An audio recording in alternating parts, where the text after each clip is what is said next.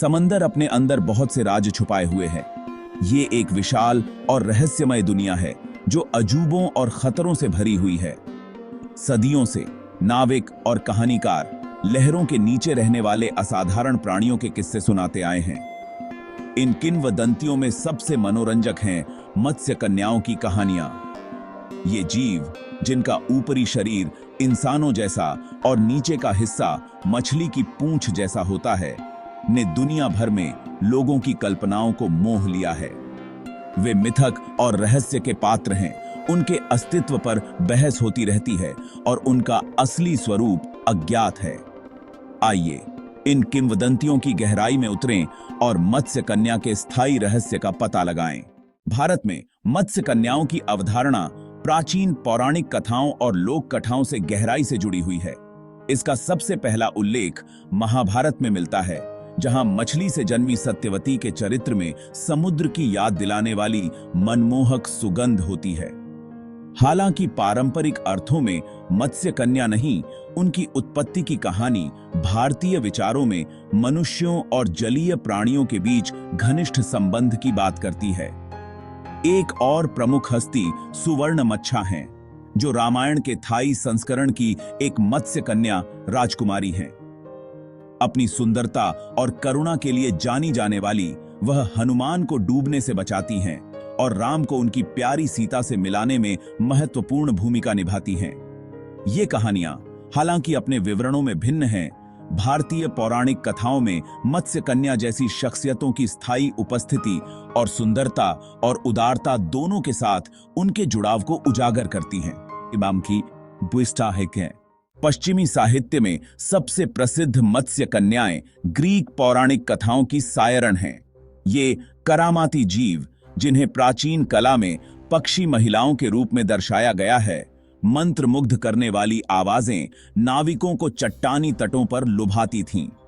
Homer का Odissi Odysseus की कहानी कहता है, जिसने अपने चालक दल को कानों को मोम से बंद करने और उसे मस्तूल से बांधने के लिए कहा, जिससे वह धुन को सुन सके।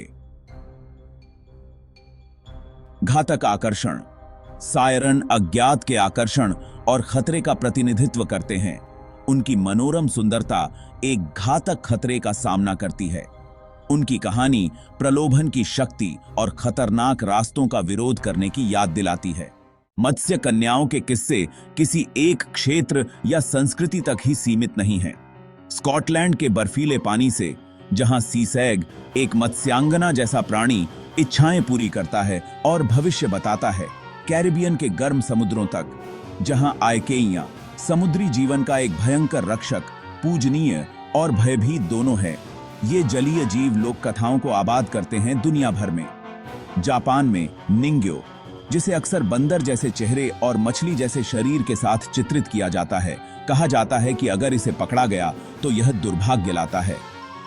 मत्स्य कन्या मिथक की ये विविध व्याख्याएं पूरे इतिहास में मनुष्यों और समुद्र के बीच घनिष्ठ संबंध को दर्शाती हैं। वे विशाल और अक्सर अप्रत्याशित महासागर से जुड़ी आशाओं, आशंकाओं और आकर्षण का प्रतीक हैं, जो लहरों के नीचे छिपी शक्ति और रहस्य की याद दिलाते हैं। भाग 5। अज्ञात का आकर्षण। मत्स्य कन्याएं क्या दर्शाती हैं? मत्स्य कन्याओं के साथ स्थायी आकर्षण उनकी गूढ़ प्रकृति से उपजा है। वे दो दुनियाओं के बीच की सीमा पर मौजूद हैं, मानवता का परिचित दायरा और समुद्र की रहस्यमयी गहराइयां। जैसे वे प्रकृति के अज्ञात, जंगली और अदम्य पहलुओं का प्रतिनिधित्व करते हैं।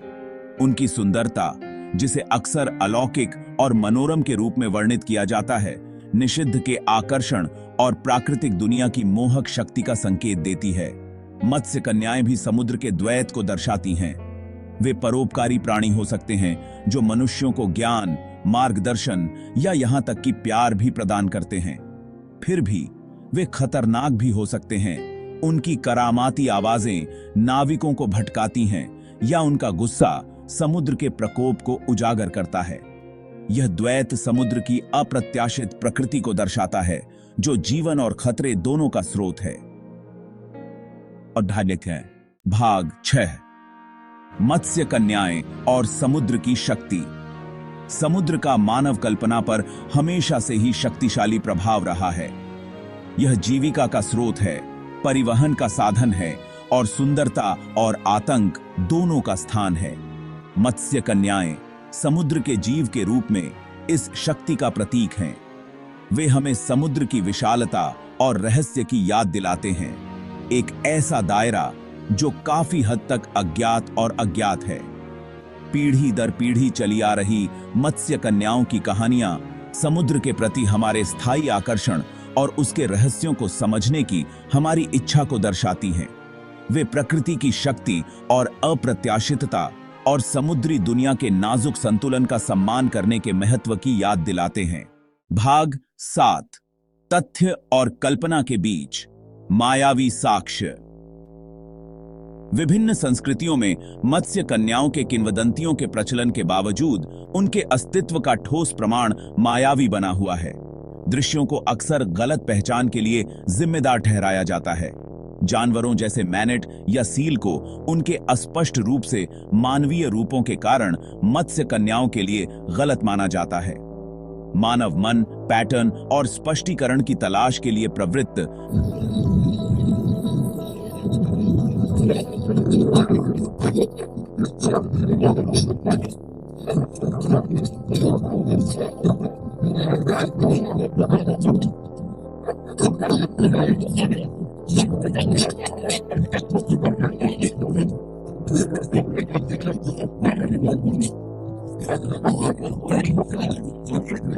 है।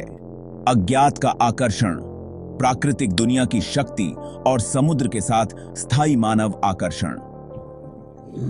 भाग 8, मत्स्य कन्या, मिथक का स्थायी आकर्षण। मत्स्य कन्या मिथक तथ्यात्मक आधार की कमी के बावजूद मोहित और प्रेरित करता रहता है। इसने कला, साहित्य और लोकप्रिय संस्कृति में अपना रास्ता खोज लिया है, जो गहरे समुद्र के इन जीवों के साथ हमारे स्थायी आकर्षण को दर्शाता है। हैंस क्रिश्चियन एंडरसन की द लिटिल मरमेड की दुखद कहानी से लेकर डिज्नी की दमचेगी, लिटिल मरमेड के स्वाशबकलिंग कारनामों तक, ये कहानियां प्यार,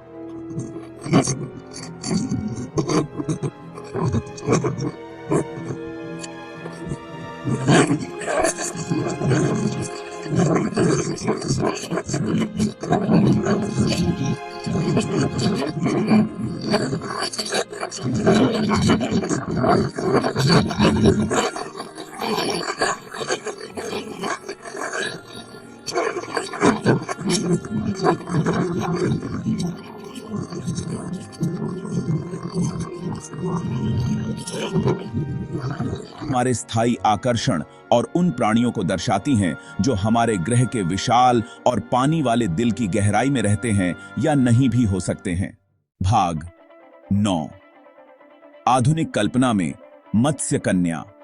समकालीन समाज में मत्स्य कन्या की छवि अपने पारंपरिक प्रतिनिधित्व से आगे निकल गई है, जबकि अभी भी अक्सर सुंदर और अलौकिक के रूप में दर्शाया गया है। मत्स्य कन्याओं को तेजी से मजबूत, स्वतंत्र आंकड़ों के रूप में चित्रित किया जा रहा है, जो लिंग रूढ़ियों को चुनौती देते हैं और प्रकृति के साथ एक संबंध स्थापित करते हैं जो अक्सर आधुनिक जीवन में अनुपस्थित होता है।